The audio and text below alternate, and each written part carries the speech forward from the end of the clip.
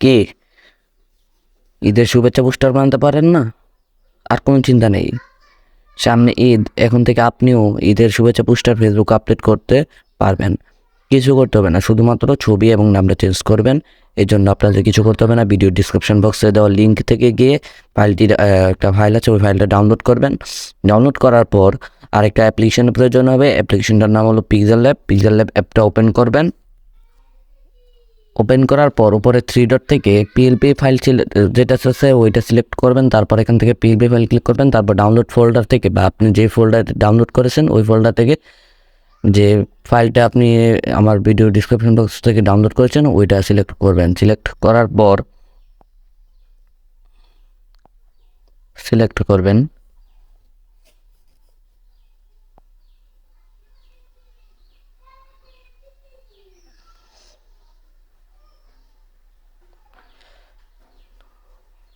আমি 2টা ডিজাইনের পিএলপি ফাইল দেবো, আপনার যেটা ইচ্ছে ওইটা ডাউনলোড করবেন। তারপর এখান থেকে যে কোনো একটা অ্যাড করবেন। তারপর এখান থেকে ওপেন অনলিতে ক্লিক করবেন বা ওপেন অ্যান্ড অ্যাড, দুইটা থেকে একটা যে কোনো একটা ক্লিক করলেই হবে। ক্লিক করার পর আমরা ব্যাক বাটনে ক্লিক করে ব্যাক আসবেন। তারপর আপনারা এখান থেকে উপর থেকে লেয়ার আইকনে ক্লিক করবেন। লেয়ার আইকনে ক্লিক করার পর আপনারা যে আমার নামটা দেখতে পাবেন যে মাহমুদ হাসান, যে ক্লিক করা ওইটাতে পেন আইকনে ক্লিক করবেন। পরে আবার পেন আইকনে ক্লিক করবেন। ক্লিক করে আপনার নাম দিয়ে দিবেন।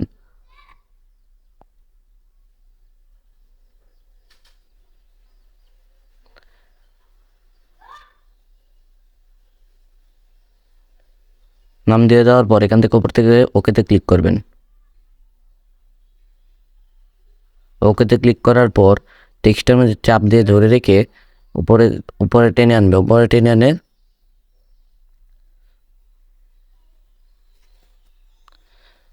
আনে সাইডে ওই যে বাটনটা দেখছেন ওইটাতে ধরে ডান দিকে টেনে ধরবেন। টেনে ধরার পর এটা এক লাইনে হয়ে যাবে। তারপর এটাকে একটু একটু ছোটো বড়ো করে প্লেসমেন্ট করে নেবেন।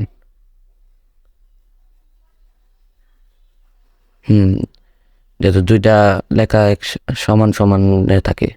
শেষ। আজকে আপনাদের কাজ এ পর্যন্তই, আর বেশি কিছু করতে হবে না।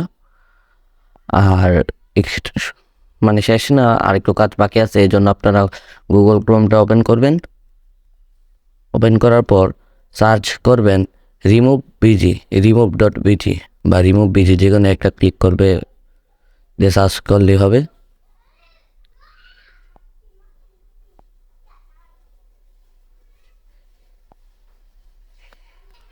তারপর রিমুভ বিজি যে ওয়েবসাইটটা আসছে প্রথম ওয়েবসাইটটাতে আমরা ঢুকবো।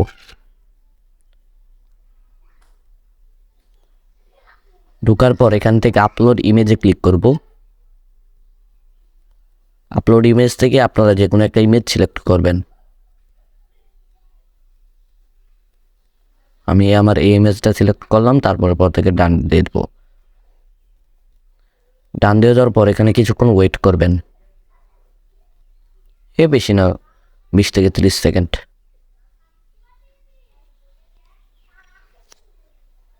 কিছুক্ষণ ওয়েট করার পর দেখবেন নিচে হয়ে গেছে। এই যে দেখবেন আমাদের ব্যাকগ্রাউন্ড রিমুভ হয়ে গেছে। তারপর এখান থেকে ডাউনলোড দিয়ে দিবেন। 500x500 দিয়ে ডাউনলোড করে দেবেন। নিচেরটা দিয়ে ডাউনলোড এজিতে ক্লিক করলে সম্ভবত আপনাদের লগ ইন করতে হবে। আমি এখানে লগ ইন টোকেন কিছু করবো না, এই জন্য আমি ডাইরেক্ট 500x500 দিয়ে দেবো। আমাদের ডাউনলোড ওকে হয়ে গেছে। তারপর এখান থেকে আমরা বের হয়ে আবার পিক্সেল অ্যাপটা ওপেন করব। তারপর আবার চলে যাব লেয়ার অপশনে। লেয়ার থেকে যে আমার ছবির অপশনটাতে ক্লিক করবেন। আর এখানে ছবির অপশনটাতে ক্লিক করে এখান থেকে রিসিলেক্টে ক্লিক করবেন। রিসিলেক্টে ক্লিক করে আপনার ওই পিএনজি যেটা আছে মানে ব্যাকগ্রাউন্ড রিমুভ করা ছবিটা, ওইটা ক্লিক করবেন। ক্লিক করার পর আপনারা এখান থেকে আবার ছবিটাতে ক্লিক করে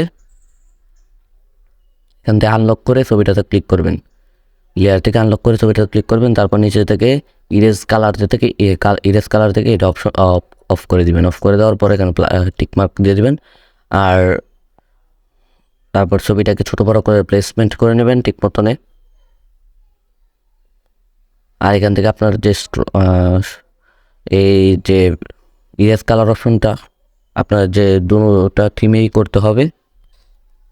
আর এখান যে ইরেজ কালার যে অপশনটা, এই অপশনটা আপনি অন্য পিএলপিটাতে করলেও অফ করতে হবে, আর এখানে আনলক করতে হবে। আর এখানে আপনাদের কাজ মোটামুটি শেষ, শুধুমাত্র ঠিকমতো প্লেসমেন্ট করবেন। প্লেসমেন্ট করার পর এখান থেকে যে স্টক অপশনটা আছে ওইটা আপনাদের ইচ্ছা অফ করবেন নাকি অন করবেন। আমি অনই রাখলাম। তারপর এখান থেকে উপর থেকে সেভ আইকনে ক্লিক করলাম। সেভ এজ ইমেজ থেকে এখান থেকে আপনারা আলট্রাও দিতে পারবেন, ভেরি হাইজও দিতে পারবেন। আলট্রাতে দিলে বেশি মাঝে মাঝে সমস্যা হয়, এই জন্য আমি ভেরি হাইজ দিব। ভেরি হাইজ দিয়ে সেভড হলো, ইমেজ সেভড।